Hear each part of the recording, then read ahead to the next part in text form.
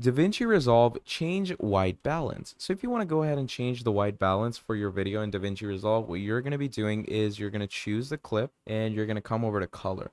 Now, once you come over to color and you want to change the difference in your white balance, you can obviously choose all these sections over here. So you have key, you have sizing, you have trackers, windows, but the main white balance can be controlled from here. So what you're going to do is you're going to clean all of the whites from your video. So this is how you're going to balance all the whites out. So as you can see, the more you decrease and the more you increase it, the more it's going to take the whites out. You can also add in and add out the blacks, and that is how you can clear in and clear out your white balance. So yeah, it's pretty much about it when it comes to, changing the different balances of your clip.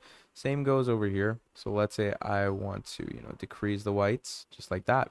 And that is how you can change your white balance. Thank you for watching, and I'll see all of you next time. Goodbye.